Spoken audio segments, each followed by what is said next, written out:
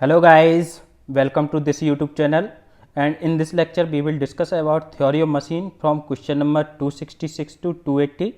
So let's see question number 266. In this question he is asking about the pressure angle for involute gear is. तो pressure angle के बारे में पूछा गया है friends. Pressure angle involute gear में क्या रहता है, हमारा कांस्टेंट रहता है हमेशा. ये हमेशा किस पे डिपेंड करता है, बेस सर्कल रेडियस पर डिपेंड करता है. ये हम लास्ट लेक्चर्स में भी देख चुके हैं, एक बार फिर से देखते हैं. ये हमारा क्या है, प्रेशर एंगल है. यहाँ पे ये कॉमन टेंजेंट रहता है. ये बेस सर्कल हो गया हमारा, ठीक है. ये बेस सर्कल है और ये सेकेंड गियर का बेस सर्कल है, ठीक है. इन दोनों पे अगर एक कॉमन टेंजेंट खींचा जाएगा तो ये कॉमन टेंजेंट के साथ जो एंगल बनता है हमारा, ये फाई एंगल है, वो हमारा क्या कहलाता है, प्रेशर एंगल कहलाता है. तो इसमें हमेशा जो प्रेशर एंगल है, यहाँ से जहाँ पे एंगेजमेंट स्टार्ट होता है, इस पॉइंट पे जहाँ पे एंगेजमेंट स्टार्ट होता है, उस पॉइंट पर हमारा प्रेशर एंगल कितना रहता है, फाई रहता है. यहाँ पर भी एंगल कितना रहेगा, फाई रहेगा, ठीक है. और इस पॉइंट पर भी हमारा कितना रहेगा, फाई रहेगा.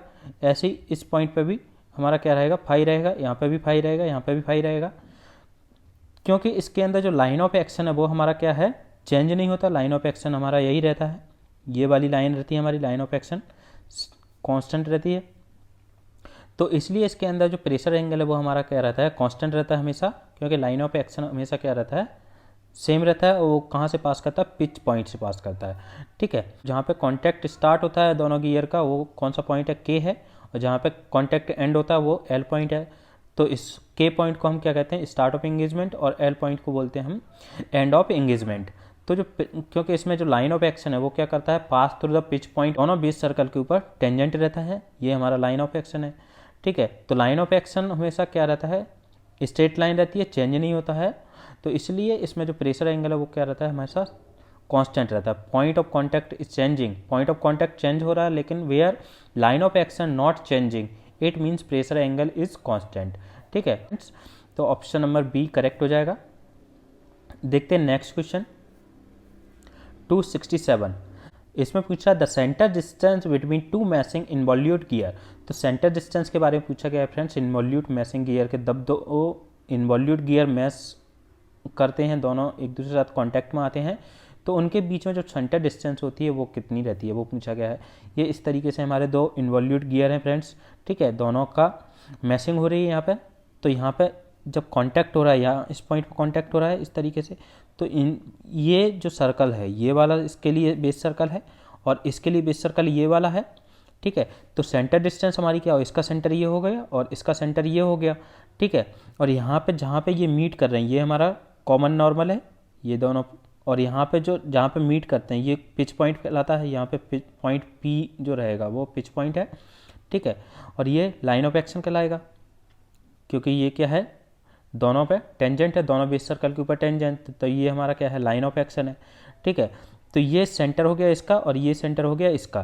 तो इन दोनों के बीच की डिस्टेंस जो होती है वो हमारी क्या कहलाती है, सेंटर डिस्टेंस कहलाती है, ठीक है फ्रेंड्स. यहाँ तक की जो रेडियस होगी, यहाँ बेस सर्कल तक की रेडियस, ये वाली जो रेडियस है वो क्या हो जाएगी इसकी, इसको आर ले लिया. और इस साइड यहाँ तक की जो रेडियस होगी, बेस सर्कल तक की रेडियस है यहाँ तक की, तो वो रेडियस क्या कहलाएगी हमारी, स्मॉल आर ले लिया. अब इसके अंदर जो बीच वाला पार्ट बचा हुआ है, इतना पार्ट और ऐड होगा.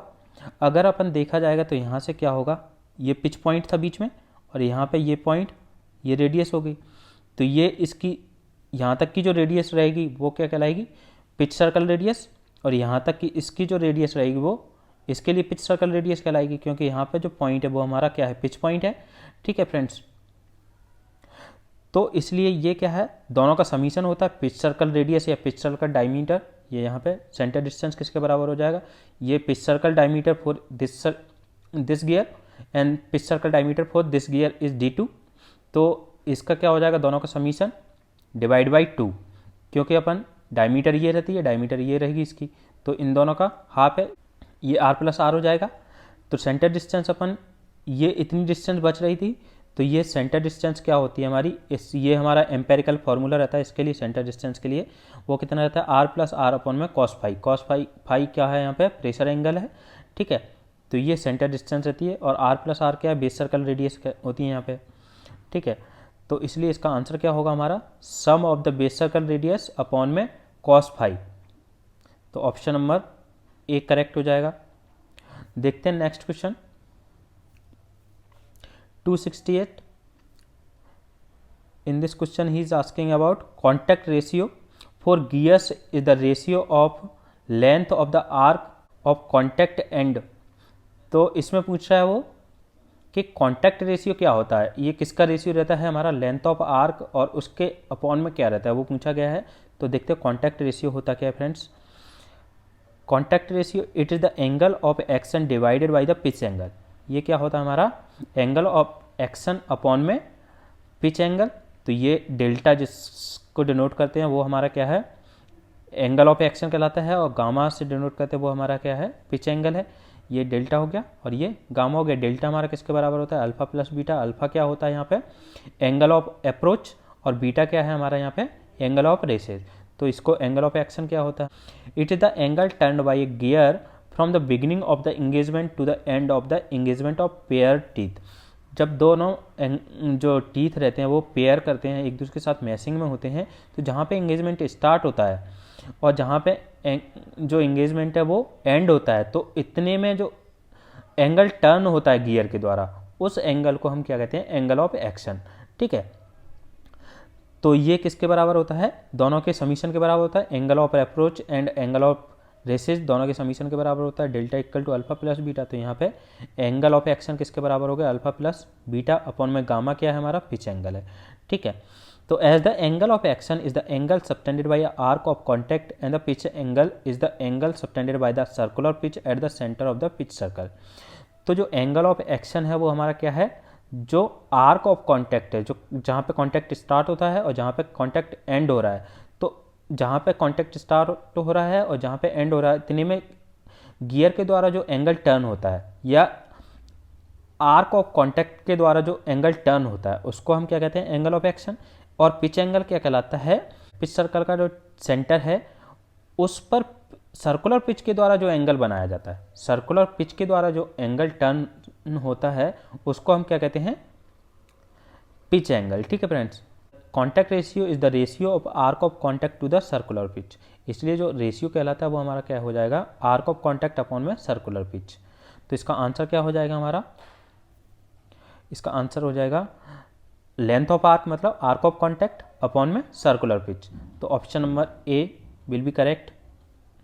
नेक्स्ट क्वेश्चन है 269, dedendum circle diameter is the product of cos phi and. Dedendum circle diameter के बारे में पूछा गया फ्रेंड्स।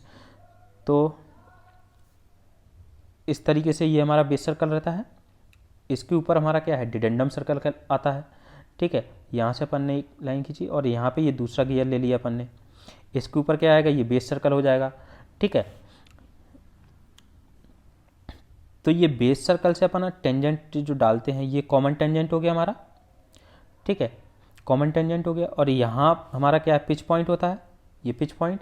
और यहाँ ये जो अगर साइड से अपन नॉर्मल खींचें बेस सर्कल के ऊपर, यहाँ पे बेस सर्कल से नॉर्मल खींचें तो ये हमारा डिडेंडम सर्कल हो गया, और ये बेस सर्कल के ऊपर टेंजेंट हो गया। तो यहाँ से अपन नॉर्मल खींचते हैं तो ये किस पे कट कर रहा है, तो ये हमारी क्या रेडियस हो गई, ये रेडियस हो गई किसकी,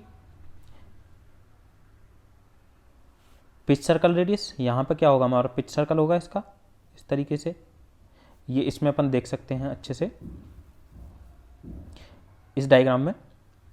तो यहाँ पे ये बेस सर्कल है, ठीक है, और यहाँ पे ये दूसरा बेस सर्कल है दूसरे गियर का, और ये जो एंगल ये हमारा क्या है, एडेंडम सर्कल है, और ये इसके लिए एडेंडम सर्कल है, और ये वाला जो सर्कल है वो हमारा क्या कहलाते हैं, पिच सर्कल कहलाते हैं, और ये वाला सर्कल क्या है, पिच सर्कल है। ठीक है, अगर इसी में अपन बेस सर्कल कहाँ, बेस सर्कल के नीचे हमारा क्या रहता है, डिडेंडम सर्कल, ये यहाँ पे डिडेंडम सर्कल हो गया। ठीक है, तो यहाँ पिच पॉइंट से अपन ने एक टेंजेंट खींचा इसके ऊपर, ये पिच पॉइंट से टेंजेंट खींचा तो ये हो गया, और ये वाली जो रेडियस है वो हमारी क्या है, आर है। यहाँ पिच पॉइंट तक की जो रेडियस है वो आर है, यहाँ तक की डिस्टेंस। ठीक है, और यहाँ से अपन ने क्या किया, इसके ऊपर परपेंडिकुलर डाला, तो ये हमारा एंगल जो होगा वो हमारा फाई एंगल है, स्मॉल आर है। ठीक है, पिच सर्कल रेडियस, अगर ये वाली हाइट निकालनी है अपने को तो ये कितना आ जाएगा हमारा, R cos phi, R cos phi. तो इसलिए किससे मल्टीप्लाई हो रहा है, ये डिडेंडम सर्कल की रेडियस होगी, तो डिडेंडम सर्कल की डायमीटर किससे मल्टीप्लाई हो रही है, ये इस रेडियस से, पिच सर्कल डायमीटर या पिच सर्कल रेडियस से। ठीक है फ्रेंड्स, तो इसलिए इसका आंसर क्या हो जाएगा हमारा, pitch circle diameter, option number A. अब देखते हैं next question 270। For a cycloidal tooth profile pressure angle at commencement of engagement, pitch point and the end of engagement will be. तो इसमें पूछा गया है जो साइक्लॉइडल टूथ प्रोफाइल होती है उसमें प्रेशर एंगल एंगेजमेंट जहाँ पे स्टार्ट होता है वहाँ पे कितना होता है और पिच पॉइंट पर कितना होता है और एंड ऑफ द एंगेजमेंट पे कितना होता है, वो पूछा गया फ्रेंड्स। तो देखते हैं साइक्लॉइडल प्रोफाइल क्या होती है। It is a locus of a point on the circumference of the circle which rolls without slipping on the fixed straight line. ये क्या होता है, एक लोकस होता है, पॉइंट, किसी एक पॉइंट का लोकस होता है किसके ऊपर, सर्कल की सर्कमफेरेंस के ऊपर, जो क्या करता है एक स्ट्रेट लाइन के ऊपर रोल करता है विदाउट स्लिपिंग। जैसे ये हमारी क्या है, एक स्ट्रेट लाइन ले ली, फिक्स्ड स्ट्रेट लाइन, इसके ऊपर हमने क्या लिया, ये सर्कल लिया, एक सर्कल, इसके ऊपर एक पॉइंट ले लिया। ठीक है, जब ये सर्कल हमारा क्या करेगा, रोटेट करेगा, रोटेट करके ये यहाँ पे आ गया इस पॉइंट पे, ठीक है, इस पॉइंट पे आ जाएगा, तो ये जो पॉइंट हुआ रोटेट होके कहाँ आ गया, इस पॉइंट, ये यहाँ आ गया। ऐसे ही ये आगे और रोटेट करेगा तो ये नेक्स्ट पॉइंट आ जाएगा ऊपर, और आगे रोटेट करेगा तो ये हमारा फोर्थ पॉइंट मिल रहा है।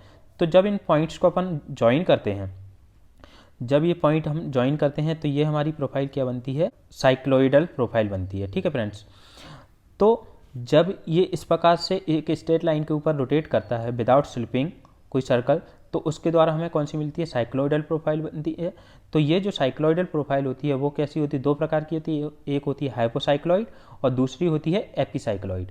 ठीक है, जब सर्कल हमारा किसी बिग सर्कल के अंदर रोटेट करता है, ये इस तरीके से, ये हमारा बिग सर्कल है, बिग सर्कल के अंदर रोटेट करेगा और उसके ऊपर अपन पॉइंट लेते हैं, तो उस पॉइंट के द्वारा जो पाथ ट्रेस होता है उस पाथ को अपन क्या कहते हैं, हाइपोसाइक्लॉइड बोलते हैं।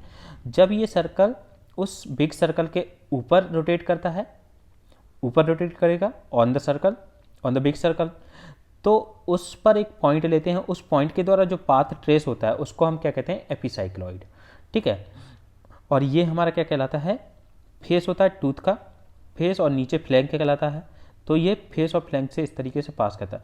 तो फेस हमारा किस में आता है, एपिसाइक्लॉइड में, और जो फ्लैंक है वो हमारा हाइपोसाइक्लॉइड में आता है। ठीक है फ्रेंड्स, तो इसके अंदर ये इस तरीके से टीथ रहता है, ये हमारा इन्वॉल्यूट टीथ रहता है। ठीक है, और ये हमारा क्या कहलाता है, साइक्लॉइडल टीथ। इस प्रकार की जो प्रोफाइल होती है वो साइक्लॉइडल टीथ की प्रोफाइल रहती है।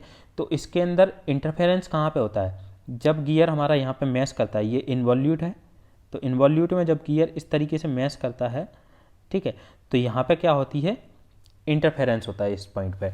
तो इसीलिए अपन इस इंटरफेरेंस को रिमूव करने के लिए अपन क्या करते हैं, अंडर कटिंग करते हैं। ठीक है, अंडर कटिंग करते हैं, लेकिन जो साइक्लॉइडल प्रोफाइल है उसके अंदर क्या है, इस तरीके से प्रोफाइल पहले से बनी होती है, तो इसके अंदर जो इंटरफेरेंस है वो क्या हो जाता है, अब्सेंट हो जाता है। अब्सेंट कि इसके अंदर इंटरफेरेंस होता ही नहीं है, क्योंकि इसके अंदर जो मैशिंग होती है, जो कनेक्शन होता है वो किस किस का होता है, कॉन्वेक्स और कॉन्केव सरफेस का होता है। लेकिन इन्वॉल्यूट में क्या होता है, इन्वॉल्यूट और नॉन इन्वॉल्यूट प्रोफाइल का मैशिंग होती है, तो इसी के कारण क्या होता है, उसके अंदर इंटरफेरेंस होता है। ठीक है, तो जो साइक्लॉइडल प्रोफाइल होती है उसमें और क्या होता है, ये यहाँ पे ये हमारा पार्ट जो है, ये ऊपर वाला पार्ट क्या कहलाता है, फेस कहलाता है, और नीचे वाला पार्ट जो है वो क्या कहलाता है, फ्लैंक कहलाता है। ठीक है, तो ये क्या है, यहाँ पे विड्थ ज़्यादा रहती है, तो फ्लैंक हमारा क्या रहता है, विड्थ वाइड रहता है, इसलिए जो टीथ रहता है वो क्या रहता है, स्ट्रॉन्गर टीथ होता है। और जो लाइफ होती है इसकी, लाइफ क्या होती है इसकी, ज़्यादा होती है साइक्लॉइडल टूथ प्रोफाइल की, और लेस बियर, लाइफ ज़्यादा होने के कारण, इसके कारण क्योंकि बियर इसके अंदर बहुत कम होता है, इसलिए इसकी लाइफ हमारी क्या हो जाती है, ज़्यादा हो जाती है। ठीक है फ्रेंड्स, तो प्रेशर हमारा क्या रहता है, डज नॉट कांस्टेंट। इसके अंदर जो प्रेशर एंगल है, क्योंकि लाइन ऑफ एक्शन हमारा क्या करता है, चेंज होता रहता है इसके अंदर, तो इसलिए जो प्रेशर एंगल है वो क्या है, हमारा कांस्टेंट नहीं रहता है। तो at the start of the engagement, जहाँ पे एंगेजमेंट स्टार्ट होता है वहाँ पे प्रेशर एंगल मैक्सिमम रहता है, और पिच पॉइंट पर जो रहता है प्रेशर एंगल वो 0 रहता है, और जहाँ पे एंगेजमेंट एंड होता है उस पॉइंट पर मैक्सिमम रहता है प्रेशर एंगल। ठीक है फ्रेंड्स, तो इसका आंसर क्या हो जाएगा हमारा, मैक्सिमम, 0 और maximum, option number C correct हो जाएगा। अब देखते हैं next question 271, which is false statement about the properties of the involute profile. Involute profile की प्रॉपर्टीज़ के बारे में पूछा गया है, उसमें इनमें से फॉल्स स्टेटमेंट कौन सा है वो पूछा गया है। तो इन्वॉल्यूट प्रोफाइल क्या होती है उसके बारे में पहले देख लेते हैं friends. An involute is defined as the locus of a point on a straight line which rolls without slipping on the circumference of a circle। तो इन्वॉल्यूट क्या होता है, एक लोकस होता है पॉइंट, किसी भी पॉइंट का किसी स्ट्रेट लाइन के ऊपर। अगर कोई स्ट्रेट लाइन है उसके ऊपर अपन ने एक पॉइंट लिया है, जब वो रोल करता है किसी सर्कल की सरकमफेरेंस के ऊपर विदाउट स्लिपिंग, तो उस पॉइंट के द्वारा जो पाथ ट्रेस होता है उसको हम क्या कहते हैं, इन्वॉल्यूट। जैसे ये हमारा सर्कल है, ठीक है, इसके ऊपर अपन ने एक स्ट्रेट लाइन ली और यहाँ पे एक पॉइंट लिया। जब इसको अपन रोटेट करवाएं, रोल करवाते हैं, ये यहाँ पे दूसरा आया, दूसरी लाइन ली, और यहाँ पे ये तीसरी लाइन ली, यहाँ पे ये फोर्थ लाइन ली, टेंजेंट हो रहा है। तो यहाँ पे ये जो पॉइंट है वो यहाँ पे आया, फिर यहाँ पे आया, फिर यहाँ पे आया, फिर यहाँ पे। तो इस तरीके जब इन पॉइंट्स को अपन मिलाएंगे तो ये जो प्रोफाइल बनती है, ये वाली जो प्रोफाइल है वो हमारी क्या कहलाती है, इन्वॉल्यूट प्रोफाइल कहलाती है। ठीक है फ्रेंड्स, और ये जो प्रोफाइल है इसके ऊपर अगर ये जो टेंजेंट अपन ने खींचे हैं, ये जो स्ट्रेट लाइन मूव कर रही है, तो ये हमारा क्या कहलाएगा, इस सर्कल के ऊपर नॉर्मल कहलाता है।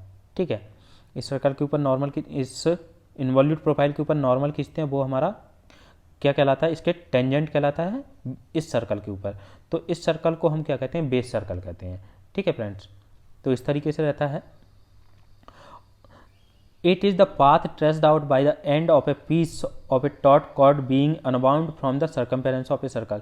या इस तरीके से हमारा सर्कल है, इसके ऊपर अपन ने क्या कर दिया, इस तरीके से एक कॉर्ड को बांध दिया और उसके ऊपर एक पॉइंट लिया है। और जब अपन इसको अनबाउंड करेंगे, तो अनबाउंड करेंगे तो क्या होगा, ये इस तरीके से अनबाउंड होगी, तो यहाँ पे ये पाथ हमारा ट्रेस होगा, इसको हम क्या कहेंगे, इन्वॉल्यूट प्रोफाइल। ठीक है फ्रेंड्स, तो the circle on which the straight line rolls, तो ये वो भी कहलाता है the circle on which the straight line rolls और from which the chord is unbound is known as base circle. ठीक है, तो वो हमारा सर्कल कौन सा कहलाता है, बेस सर्कल कहलाता है। ठीक है फ्रेंड्स, तो देखते हैं the shape of the involute profile is dependent only on the dimension of the base circle. ये किस पे डिपेंड करता है, इन्वॉल्यूट प्रोफाइल बेस सर्कल की डायमेंशन पर डिपेंड करता है। ठीक है, क्योंकि सर्कल है उसी के ऊपर हमारी जो स्ट्रेट लाइन है वो क्या करती है, रोल करती है विदाउट स्लिपिंग, तो इसलिए बेस सर्कल के ऊपर डिपेंड करती है इन्वॉल्यूट प्रोफाइल। अब इसमें क्या होता है, सेकंड क्या है, वेलोसिटी रेशियो हमारा अपन देख चुके हैं। वेलोसिटी रेशियो क्या होता है, angular velocity of the follower upon में angular velocity of the driver. तो ये क्या होती है, n2 अपॉन में n1 किसके बराबर रहता है, d1 अपॉन में d2। ठीक है, ये डायमीटर हो गई, अपॉन में d2 सेकेंड गियर की डायमीटर। तो ये क्या होता है, इन्वर्सली प्रोपोर्शनल है, जो वेलोसिटी रेशियो रहता है वो इन्वर्सली प्रोपोर्शनल रहता है डायमीटर के। तो यहाँ पर सेकंड जो पॉइंट दिया गया है वो क्या दिया गया, the angular velocity ratio when two involute are in mesh is directly proportional to the size of the base circle. तो ये बेस सर्कल की जो डायमीटर है उसके इन्वर्सली प्रोपोर्शनल रहता है, न कि डायरेक्टली प्रोपोर्शनल। तो इसलिए ऑप्शन नंबर बी हमारा क्या होगा, इसका फॉल्स स्टेटमेंट होगा। ठीक है, अपने को क्या देखना था, इसमें फॉल्स स्टेटमेंट देखना था। ठीक है, तो अब देखते हैं next question 272, the gear train in which the first and the last gear are on the same axis is known as. तो इस प्रकार के गियर ट्रेन को हम क्या कहते हैं, जिसमें फर्स्ट और लास्ट गियर जो रहते हैं एक ही एक्सिस पर रहते हैं। तो देखते हैं, ये हमारा क्या कहलाता है, रिवर्टेड गियर ट्रेन कहलाता है। ये हमारा रिवर्टेड गियर ट्रेन है इस तरीके से। तो इसमें ये फर्स्ट गियर हो गया और ये हमारा क्या है, लास्ट गियर है। इन दोनों का जो एक्सेज है वो क्या करता है, कॉन्साइड करता है, तो इसलिए इसको क्या कहते हैं, हम रिवर्टेड गियर कहते हैं। If the axes of the first and the last wheels of the compound gear coincides, जब फर्स्ट व्हील और लास्ट व्हील का जो एक्सेज है वो कॉन्साइड करता है, तो इस प्रकार के गियर ट्रेन को हम क्या कहते हैं, रिवर्टेड गियर ट्रेन कहते हैं। Such an arrangement is used in clocks and in simple lathes where back gear is used to give the slow speed to the chuck. इसका जो यूज़ है वो कहाँ किया जाता है, क्लॉक्स में किया जाता है, घड़ियों में किया जाता है, और जो लेथ मशीन रहती है उसमें किसके लिए किया जाता है, चक को स्लो स्पीड देने के लिए। क्योंकि चक से कनेक्ट रहता है हमारा बैक गियर, तो बैक गियर कनेक्ट रहता है, तो यहाँ से उसकी स्पीड, जो बैक गियर की स्पीड है उसको क्या किया जाता है, स्लो किया जाता है। और बैक गियर की स्पीड जब स्लो हो जाती है तो वो चक से कनेक्ट रहता है, इसलिए चक की स्पीड भी हमारी क्या हो जाती है, रिड्यूज हो जाती है, लो हो जाती है। ठीक है, इसमें जो रेशियो रहता है वो क्या रहता है, इसमें n4 अपॉन में n1 जो वेलोसिटी रेशियो रहेगा, लास्ट वाले की वेलोसिटी और ये फर्स्ट वाले की वेलोसिटी, तो ये किसके बराबर आता है, product of number of teeth on driving gear and product of number of teeth on the driven gear. तो ये इसके बराबर रहता है T1 अपॉन T2 इंटू में T3 अपॉन में T4। ठीक है, तो इसका आंसर क्या हो जाएगा हमारा, option number E, reverted gear train.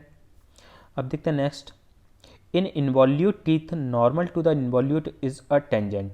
तो ये अपन देख चुके हैं इन्वॉल्यूट टूथ में इस तरीके से ये हमारा बेस सर्कल है, तो इसके ऊपर एक स्ट्रेट लाइन रहती है, ये हमारा इन्वॉल्यूट बनता है। अगर इसके ऊपर नॉर्मल डालते हैं इस तरीके से, ये नॉर्मल डालते हैं, तो ये हमारे क्या कहलाते हैं, टेंजेंट होते हैं किसके ऊपर, बेस सर्कल के ऊपर। ठीक है फ्रेंड्स, तो इसलिए इसका आंसर क्या हो जाएगा, option number B, base circle. Next question देखते हैं 274, the minimum number of teeth on a gear with 14.5 degree pressure angle will be. तो मिनिमम नंबर ऑफ टीथ निकालने हैं फ्रेंड्स इसमें, कि जब एंगल हमारा क्या है 14.5 डिग्री दिया है, तो उस समय मिनिमम नंबर ऑफ टीथ कितने होंगे। तो इसमें कुछ स्पेसिफाई नहीं किया है फ्रेंड्स कि कब निकालने हैं, तो ये ऑप्शन के हिसाब से अगर देखें अपन, तो मिनिमम नंबर ऑफ टीथ जो फॉर्मूला रहता है वो हमारा क्या रहता है, 2AW अपॉन में 1 प्लस में 1 अपॉन जी इंटू में 1 अपॉन जी प्लस में 2 इंटू में साइन स्क्वायर 5 माइनस में 1। यहाँ पे जी क्या होता है, गियर रेशियो कहलाता है, और AW क्या है, ये यहाँ पे ये एडेंडम है। ठीक है, तो AW जो एडेंडम होता है वो हमारा क्या है 1, अगर स्टैंडर्ड एडेंडम लिया जाता है तो AW की वैल्यू कितनी रहती है, 1 रहती है, and equal to the number of, अगर नंबर ऑफ टीथ पिनियन और व्हील पर क्या है, समान, एक समान है, पिनियन के ऊपर भी उतनी नंबर ऑफ टीथ हैं और व्हील के ऊपर भी हमारे नंबर ऑफ टीथ सेम है, तो जो टी मिनिमम रहेगा, minimum number of teeth 2 upon में √1 प्लस 3 इंटू में साइन स्क्वायर 5 माइनस में 1। ठीक है, जब 5 इक्वल टू 20 डिग्री दिया है तो ये टी मिनिमम हमारा निकल के आता है 13 टीथ। ठीक है, लेकिन जब अंडर कटिंग के लिए बात करते हैं अपन, अंडर कटिंग में मिनिमम नंबर ऑफ टीथ कितने आते हैं, टी मिनिमम आता है हमारा 2AR अपॉन में साइन स्क्वायर 5। ठीक है, अगर एडेंडम को 1 लिया जाता है, स्टैंडर्ड एडेंडम ले रहे हैं यहाँ पे, तो 2 इसका जो 5 इक्वल टू 20 डिग्री के लिए हमारे जो निकलते हैं नंबर ऑफ टीथ वो कितने आते हैं 17.09, तो इसको अपन 18 ले सकते हैं, 18 नंबर ऑफ टीथ मिनिमम हो जाएंगे या 17। ठीक है, 2 इंटू अपॉन में साइन स्क्वायर 20, और जब अपना 5 जो है 5 की वैल्यू कितनी है 14.5 है, तो इसके लिए अपन निकालते हैं तो ये कितना आता है 31.9, मतलब 32 नंबर ऑफ टीथ। ये अंडर कटिंग की बात कर रहा है यहाँ पे, इसलिए अंडर कटिंग में नंबर ऑफ टीथ कितने होते हैं, मिनिमम 32, अगर एंगल हमारा कितना है 14.5 है। ठीक है, अब देखते हैं next, mitre gear are used for, mitre gear किसके लिए यूज किए जाते हैं वो पूछा गया है।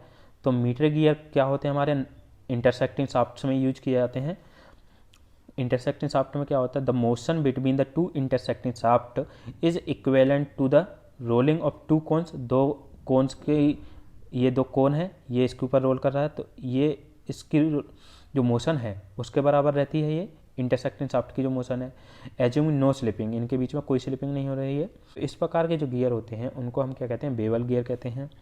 When teeth formed on the cones are straight, इस तरीके से स्ट्रेट टीथ अगर हैं तो उसको हम क्या कहते हैं, बेवल गियर कहते हैं, स्ट्रेट बेवल गियर। अगर ये कर्व हो जाते हैं तो इनको क्या कहते हैं, अगर टीथ हमारे कैसे हो जाएं, ये स्ट्रेट हैं अभी इस तरीके से हो जाएं टीथ, तो इस तरीके के टीथ अगर हो जाते हैं तो इनको क्या कहेंगे अपन, स्पाइरल बेवल गियर। ठीक है, या हेलिकल बेवल गियर। तो straight bevel gear, the straight bevel gear में ही क्या आते हैं, हमारे मीटर गियर आते हैं। जब teeth are straight radial to the point of intersection of the shaft axis and vary in cross section throughout their length. और cross section में क्या करते हैं, वेरी करते हैं। यहाँ पे यहाँ ऊपर ज़्यादा क्रॉस सेक्शन रहता है, नीचे कम रहता है, तो क्रॉस सेक्शन वेरी करता है। They are use to connect shaft at right angles which run at the low speed. ये देखो, इसका शाफ्ट हमारा और इसका शाफ्ट दोनों किस पे है, 90 डिग्री पर है, तो ये दोनों 90 डिग्री पर कनेक्ट करते हैं जब 2 शाफ्ट, तो उसके लिए अपन बेवल गियर का यूज करते हैं, स्ट्रेट बेवल गियर का। ठीक है, जो हमारे किस पर रन करते हैं, लो स्पीड पर रन करते हैं। तो गियर जो होते हैं जिनका साइज सेम है, अगर दोनों गियर जिनका साइज सेम है और वो नॉन इस तरीके से 90 डिग्री पर दो शाफ्ट हैं, उनको कनेक्ट करने के लिए यूज किया जा रहा है, तो उस प्रकार के गियर को हम क्या कहते हैं, मेट्री गियर। ठीक है, the gear of the same size and connecting shaft at right angle to each other are known as mitre gear. तो जब ये गियर जो है हमारे इस तरीके से हैं और उनका जो साइज है वो सेम है, तो साइज सेम रहेगा तो स्पीड भी हमारी क्या हो जाएगी, सेम हो जाएगी, क्योंकि डायमीटर सेम होगी। जो स्पीड रेशियो रहेगा ओमेगा 1 में ओमेगा 2 इक्वल टू इनकी जो साइज है वो सेम रहेगा, तो साइज सेम रहेगा तो डायमीटर भी सेम रहेगी और रेशियो हमारा क्या रहेगा, कांस्टेंट हो जाएगा। ठीक है, मतलब वेलोसिटी रेशियो क्या रहेगा, उनका सेम रहेगा, तो वेलोसिटी उनकी सेम हो जाएगी। वेलोसिटी इनकी क्या रहती है, सेम होती है, क्योंकि साइज उनका सेम रहता है। ठीक है, तो इसका ऑप्शन नंबर सी क्या हो जाएगा, करेक्ट हो जाएगा। अब देखते हैं next question. The difference between dedendum and addendum is known as. दोनों का डिफरेंस किसके बराबर होता है वो पूछा गया है फ्रेंड्स। तो ये अपन इसमें से मॉड्यूल को अपन डिफाइन कर चुके हैं, फ्लैंक को भी डिफाइन कर चुके हैं। इनमें बैकलैश, क्लियरेंस और टूथ स्पेस ये देख लेते हैं। मॉड्यूल क्या होता है, d/t ratio of pitch circle diameter upon में नंबर ऑफ टीथ, d/t रहता है। ठीक है, और फ्लैंक भी अपन देख चुके हैं। तो क्लियरेंस क्या होता है फ्रेंड्स, क्लियरेंस होता है radial difference between the addendum and the dedendum of the tooth. Addendum और डिडेंडम का दोनों का जो डिफरेंस होता है उसी को हम क्या कहते हैं, क्लियरेंस कहते हैं। तो एडेंडम सर्कल डायमीटर कितनी होती है, d+2m और डिडेंडम सर्कल डायमीटर होती है d-2 इंटू में 1.157 m। तो क्लियरेंस हमारा कितना निकल के आता है, 0.157 m के बराबर निकल के आता है। तो ये हमारा दोनों का डिफरेंस रहता है एडेंडम और डिडेंडम का। तो इसका आंसर क्या हो जाएगा, ऑप्शन नंबर बी हो जाएगा। क्लियरेंस होता है हमारा एडेंडम और डिडेंडम का डिफरेंस। ठीक है, बाकी की चीज़ें भी देख लेते हैं। फुल डेप्थ टीथ क्या होते हैं, it is the total radial depth of the tooth space. Addendum और डिडेंडम का समीशन के बराबर रहता है। जैसे इस तरीके से ये नीचे डिडेंडम है और ऊपर क्या है, एडेंडम सर्कल है, तो इन दोनों के बीच में हमारी टूथ प्रोफाइल रहती है इस तरीके से। ठीक है, तो इन दोनों के बीच की जो ये बीच में पिच सर्कल रहता है, तो इन दोनों को जब समीशन होता है वो हमारा क्या कहलाता है, full depth of the tooth. ठीक है, working depth of the tooth क्या कहलाती है, the maximum depth of which the tooth penetrate into the tooth space of the mating gear is the working depth of the teeth. वो maximum depth जिस depth के साथ वो tooth क्या करता है, पेनिट्रेट करता है दूसरे में मैटिंग गियर के साथ, तो उस डेप्थ को हम क्या कहते हैं, वर्किंग डेप्थ कहते हैं। ठीक है, ये किसके बराबर था, sum of the addendum of the two gear, दोनों गियर का जो एडेंडम है उनके समीशन के बराबर रहता है। स्पेस विड्थ क्या आ जाती है, it is the width of the tooth space along the pitch circle. तो पिच सर्कल के अलोंग जो विड्थ रहती है उसको स्पेस विड्थ कहते हैं। टूथ थिकनेस क्या होती है, it is the thickness of the tooth measure along the pitch circle. Pitch circle के अलोंग जो थिकनेस मेजर की जाती है उसको टूथ थिकनेस कहते हैं। और बैकलैश क्या रहता है, स्पेस विड्थ और टूथ थिकनेस दोनों का डिफरेंस रहता है। बैकलैश जो होती है वो इसलिए प्रोवाइड की जाती है क्योंकि जिससे जो गियर हैं वो जाम नहीं हो, जाम होने से बचाने के लिए अपन बैकलैश का यूज करते हैं। ठीक है, फेस विड्थ क्या रहती है, the length of the tooth parallel to the gear axis is the face width. जो गियर का एक्सिस है उसके पैरेलल जो लेंथ है टूथ की, ठीक है, उसको हम क्या कहते हैं, फेस विड्थ। तो इसका आंसर हमारा क्या है, ऑप्शन नंबर बी है। नेक्स्ट क्वेश्चन क्या है, 277, larger pressure angle results in. तो लार्जर प्रेशर एंगल होगा तो उससे क्या होता है, देखते हैं इस तरीके से। अगर प्रेशर एंगल को अपन इंक्रीज करेंगे तो प्रेशर एंगल को इंक्रीज करने से बेस सर्कल रेडियस इंक्रीज होगी। ये हमारा बेस सर्कल रहता है, ये बेस सर्कल हो गया, ये डिडेंडम सर्कल हो गया और ये एडेंडम सर्कल है। ठीक है, अगर इसमें अपन बेस सर्कल रेडियस को अगर इंक्रीज करेंगे, डिक्रीज करेंगे, तब हमारा प्रेशर एंगल इंक्रीज करेगा, मतलब या फिर प्रेशर एंगल को इंक्रीज करें तो बेस सर्कल रेडियस हमारी क्या करेगी, डिक्रीज करेगी। तो इसके अंदर जो टीथ होगा और टीथ क्या होगा, टीथ की विड्थ जो है, विड्थ हमारी क्या रहेगी, इंक्रीज करेगी। ठीक है, विड्थ इंक्रीज करेगी और जो टीथ होगा वो हमारा क्या होगा, स्ट्रॉन्गर होगा। ठीक है, तो इसका आंसर क्या हो जाएगा हमारा, wider base and stronger teeth, option number A. अब देखते हैं next question 278, the contact ratio और the engagement factor in case of the gear should be. Gear के केस में जो कॉन्टैक्ट रेशियो है या इंगेजमेंट फैक्टर भी बोलते हैं इसको, कॉन्टैक्ट रेशियो क्या होता है वो पूछा गया फ्रेंड्स। तो contact ratio, the arc of contact, जो कॉन्टैक्ट रेशियो रहता है वो क्या रहता है हमारा, आर्क ऑफ कॉन्टैक्ट अपॉन में सर्कुलर पिच, ये अपन देख चुके हैं, ठीक है। The arc of contact is the length of pitch circle transferred by a point on it during the mating of the pair of the teeth. जो arc of contact रहती है वो क्या रहती है, पिच सर्कल के ऊपर जो एक पॉइंट है वो हमारा क्या करता है, ट्रेवल करता है during the mating of the pair. जो दोनों टीथ क्या करते हैं, मैच करते हैं, मैचिंग होती है उनकी, तब उसके ऊपर किसी पॉइंट के द्वारा जो लेंथ ट्रेवल की जाती है उसी को हम क्या कहते हैं, आर्क ऑफ कॉन्टैक्ट कहते हैं।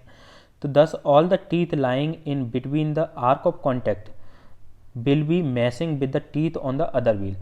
तो जितने भी पॉइंट होंगे आर्क कॉन्टैक्ट के बीच में, तो वो क्या करेंगे, दूसरे गियर के साथ मैचिंग करेंगे, दूसरे गियर के टीथ के साथ मैचिंग करेंगे। तो इसलिए जो नंबर ऑफ टीथ होते हैं इन कॉन्टैक्ट, कितने नंबर ऑफ टीथ कॉन्टैक्ट में आते हैं, वो हमारा क्या कहलाता है, कॉन्टैक्ट रेशियो कहलाता है। तो आर्क ऑफ कॉन्टैक्ट अपॉन में सर्कुलर पिच, इसको ये सी डी हमारा आर्क ऑफ कॉन्टैक्ट है, अपॉन में सर्कुलर पिच पी इंटू में कॉस फाई, इससे भी डिनोट किया जाता है।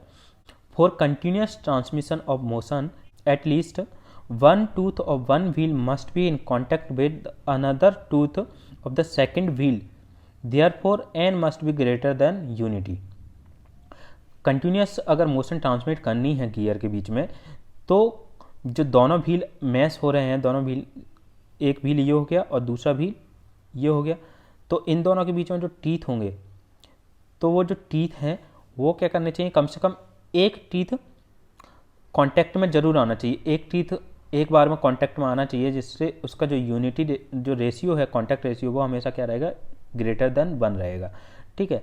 इसमें देखिए यहाँ पे ये जो गियर हैं, इसके कांटेक्ट में आ रहा है ये वाला गियर, इसके कांटेक्ट में आ रहा है ये वाला, इसके कांटेक्ट में आ रहा है ये वाला, इसके कांटेक्ट में आ रहा है, तो कम से कम एक टीथ दूसरे गियर के टीथ के साथ कांटेक्ट में आना चाहिए, जिससे क्या होता है, जो कांटेक्ट रेशियो है वो हमेशा ग्रेटर देन 1 रहता है, ठीक है।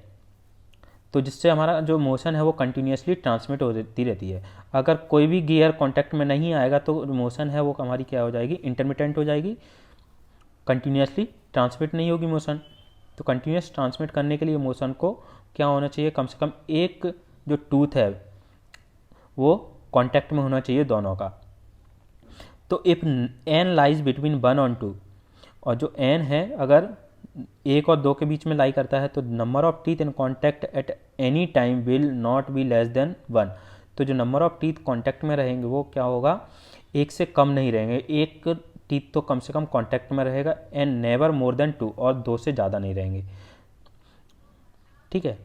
इफ़ एन इज बिटवीन 2 और 3, अगर 2 और 3 के बीच में है तो नेवर लेस देन 2, 2 से कम नहीं रहेंगे, पेयर एक बार में 2 से कम नहीं रहेंगे, मतलब जो नंबर ऑफ टीथ कांटेक्ट में रहेंगे वो 2 रहेंगे मिनिमम, और मैक्सिमम कितने रहेंगे, 3, किसी भी समय अगर देखा जाएगा तो। और अगर कांटेक्ट रेशियो हमारा 1.6 है, 1.6 लेते हैं, तो जो पेयर होगा टीथ का वो ऑलवेज 1 रहेगा, एक टाइम पे एक ही कांटेक्ट में रहेगा, और जो बाकी जो कांटेक्ट रहेगा बाकी टीथ का वो कितना रहेगा, 60% टाइम के लिए रहेगा, ठीक है। तो जो कांटेक्ट रेशियो रहता है वो हमारा क्या रहता है, ग्रेटर देन यूनिटी, 1 से ज़्यादा रहता है हमेशा। तो लेस देन 1 ये ऑप्शन नहीं हो सकता, ये भी नहीं होगा, हमेशा क्या रहेगा, 1 से ज़्यादा रहेगा।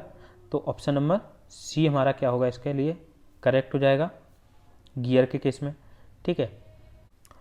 नेक्स्ट क्वेश्चन है, which of the following is not the gear for non parallel non intersecting shaft. तो इसमें नॉन पैरेलल और नॉन इंटरसेक्टिंग शाफ्ट के लिए कौन से गियर नहीं है, वो ये पूछा कि इनमें से कौन सा गियर नहीं है।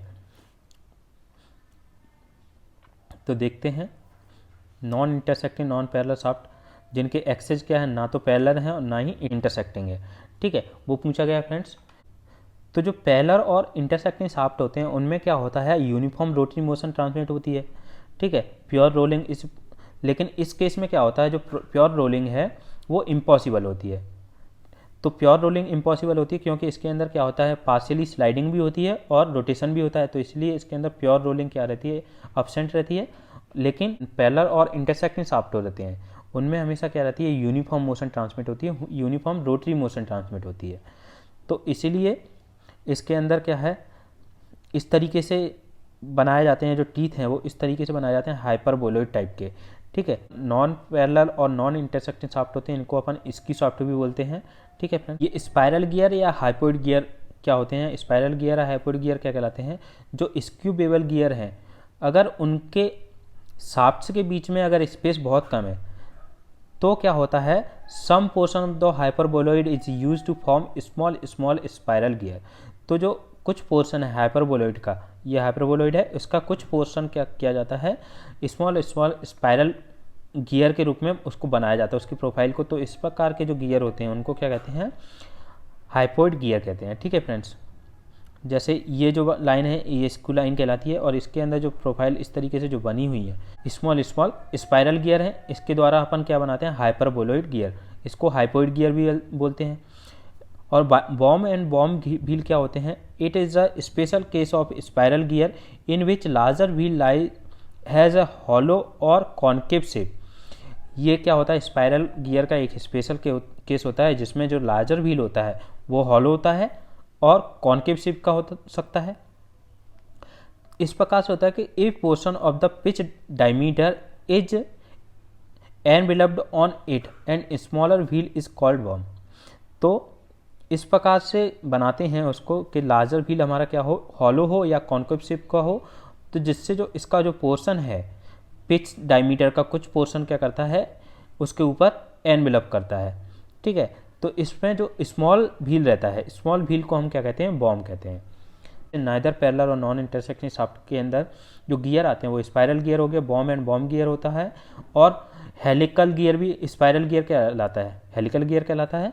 तो हेलिकल गियर भी आते हैं इसके अंदर, और क्रॉस हेलिकल गियर भी आते हैं। क्रॉस हेलिकल गियर कैसे होते हैं हमारे, इस तरीके से,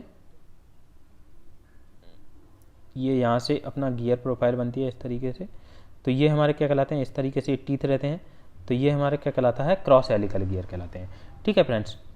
आंसर क्या हो जाएगा फ्रेंड्स, क्रॉस गियर भी हमारे किसके अंदर आते हैं, नॉन इंटरसेक्टिंग शाफ्ट के अंदर, हेलिकल भी आते हैं, बॉम्ब भी आते हैं, और हाइपोइड भी।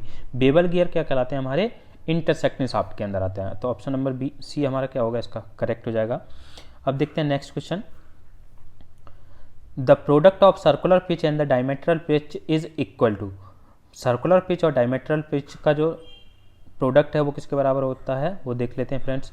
सर्कुलर पिच हमारी क्या होती है, पाई डी अपॉन में टी, और डायमेट्रल पिच क्या होती है, टी अपॉन डी। जब इनको अपन मल्टीप्लाई करेंगे तो क्या होगा, पाई डी अपॉन में टी और टी अपॉन डी, ठीक है। तो टी से टी कैंसिल हो जाएगा, डी से डी कैंसिल हो जाएगा, वो किसके बराबर हो जाएगा, पाई के बराबर। तो इसका आंसर क्या हो जाएगा हमारा, ऑप्शन नंबर सी हो जाएगा, ठीक है friends. So thanks for watching. अगर आपको वीडियो अच्छा लग रहा है तो प्लीज़ लाइक करें, शेयर करें और सब्सक्राइब करें। Thank you friends.